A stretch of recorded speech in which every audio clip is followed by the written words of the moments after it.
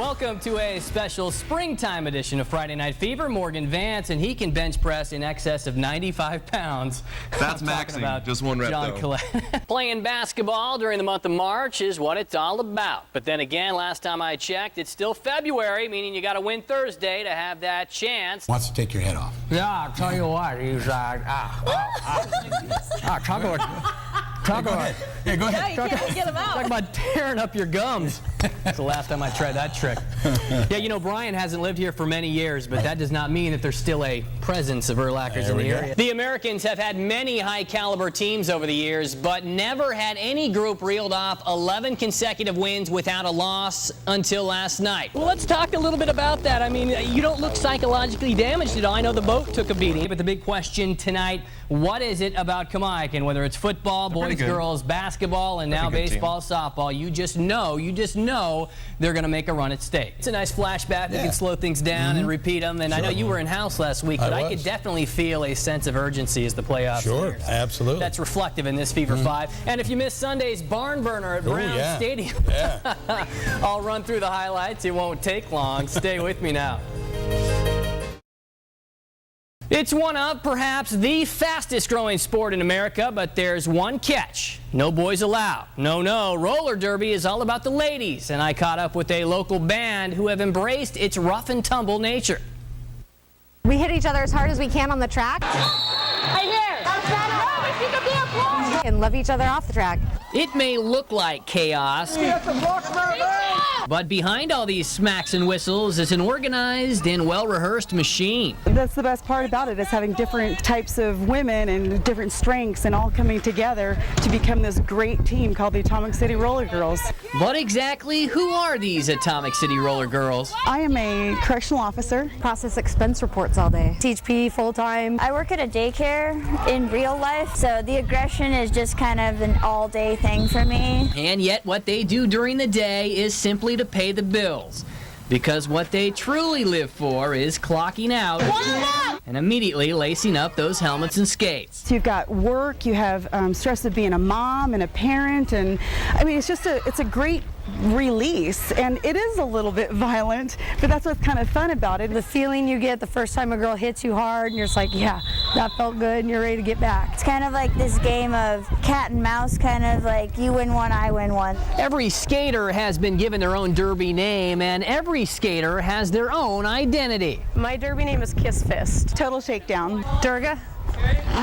Durga, just one word. Yes, it's the Hindu goddess of war. Durga recently moved here all the way from the state of Virginia, but she chose the Tri-Cities only after doing her homework first. Because I wasn't going to move to a place that didn't have a good derby team. A newbie to the sport might find the rules a bit confusing, but it basically boils down to this.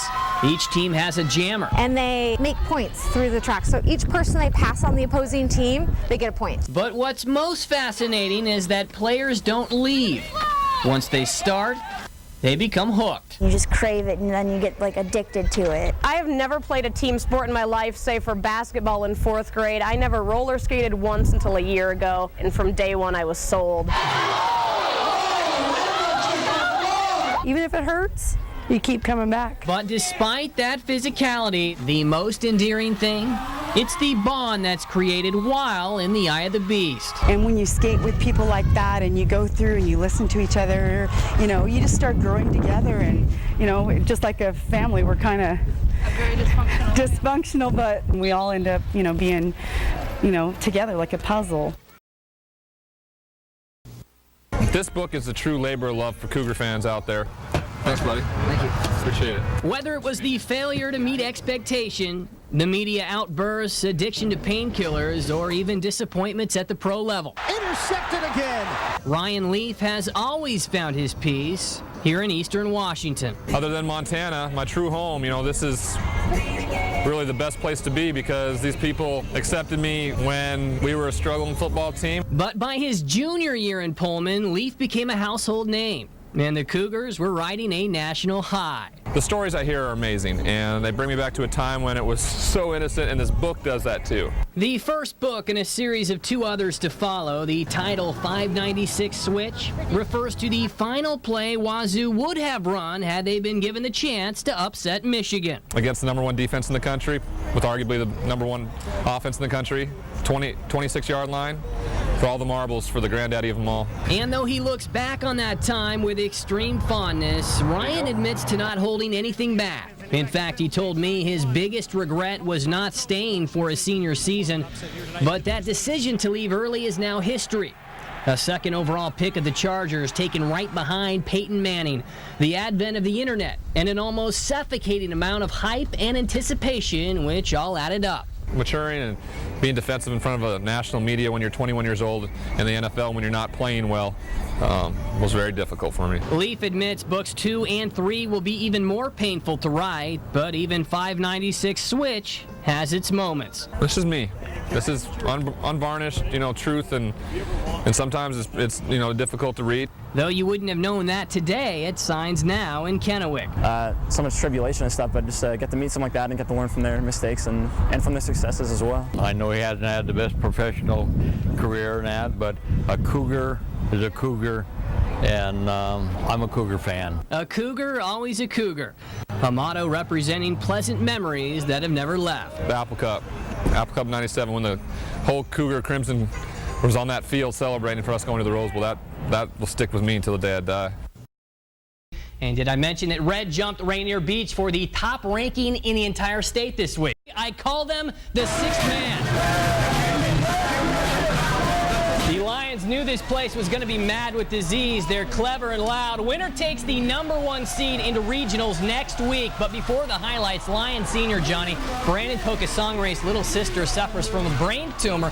Both sides coming together to help her out. You got to love to see that. Fans coming together. Braves with a small lead after 1, but begin to break it open. Justin Pedley prepared to see a lot of that today. Cans a rare 3, and how about a Fever 5 nominee? What? Zach and Weezo head fake and bite. Braden Lighty sporting gray with a white collar tonight, though. His boys trailed by 11 midway through, but Orange fires back in the 3rd. Reggie Clinton does that all the time over at Gold's Gym, but he did it in front of a standing room only crowd tonight. White responds. Pedley off the fade, only to watch in Weezo go daddy long arms for the tip. Then Javon Williams feeding Pedley 2 of his game-high 25, though Orange just keeps clawing into that lead. Clinton soda pops a deuce in the 4th. Then Devin Ramos strips in Weezo. Mad scramble and textbook break. Right back to Pocasongre. Kennewick trails by only a point at 47-46. But Pedley rallies the troops on a mini 6-0 run right here. Lions checkmate right back, though, going absolutely nowhere. Luis Santiago, goodness me, it's a 2-point game with 45 ticks left. They foul and something goes terribly wrong here, Johnny. And Weezo about 1.5 miles off, maybe more. Braves still up 3, though. Lions going for the tie. Where Domash. That's 3 Domashes for every point scored as he buries the free throw. Big there. So bring out the tomahawk. Tied at 58 with under 17 seconds to play, of course. Who else you going to go to? Let's go Pedley, who else? Right? Anybody but Pedley spins and foul. Watch it again and you make the call. I don't know, Johnny. It's close. They don't pay me enough to make that decision. No.